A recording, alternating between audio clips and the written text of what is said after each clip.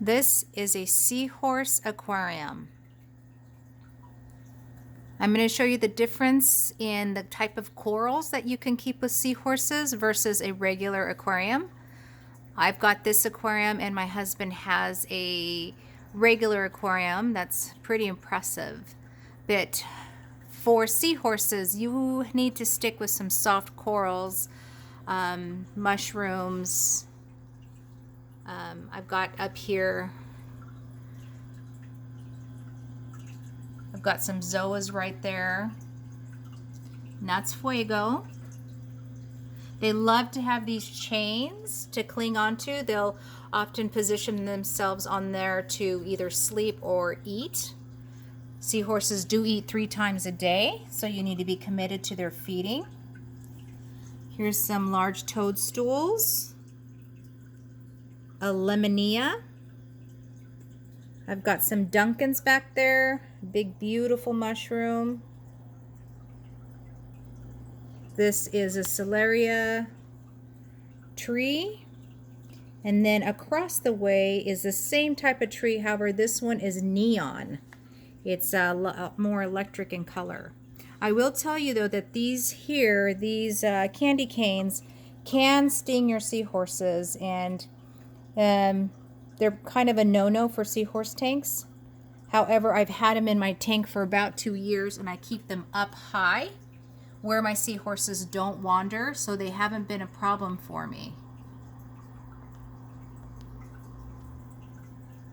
And then I've got this big beauty here, which has outgrown my tank, so I'll either need a bigger tank or sell him. Seahorses like to cling to things, so this is Aya. So any coral like this that's got extensions, they'll hold on to. Most mushrooms are safe. And this is a feather that's not out. Those are safe. And way back there you can see my baby, and that is a tiger tail seahorse, and that's Dream.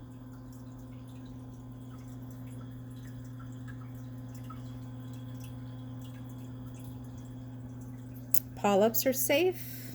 Acams. Zoas.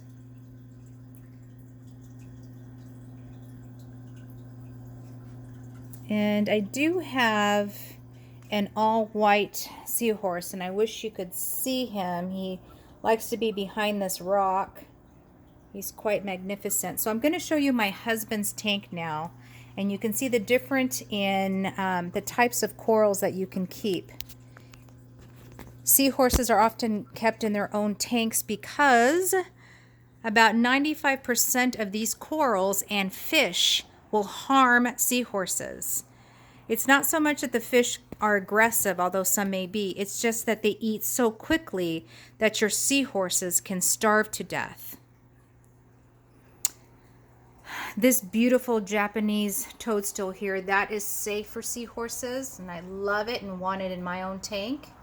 It's the shape of a heart. But all of these guys up here sting seahorses. Those are no-nos. And these fish here are much too aggressive for seahorses. This little guy here, he picks algae and unwanted things in your tank, which is such a perfect thing to have. However, they can pick them off your seahorse's body, because seahorses can get algae on their body, and so that could kill them. So you don't want that type of fish. That's a crosshatch. So you can see the huge difference between my tank and my husband's tank. His is just breathtaking. He has a peninsula, 6 feet. Yes, we do have 2 large tanks in our living room.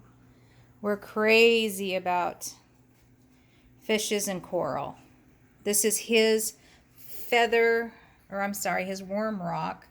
It's quite impressive. So that kind of gives you an idea of what you're looking at as far as setting up a tank, whether you want to specialize in these gorgeous corals or you want to keep seahorses, and you need to stick to toadstools and soft corals and things like that. Thanks for watching.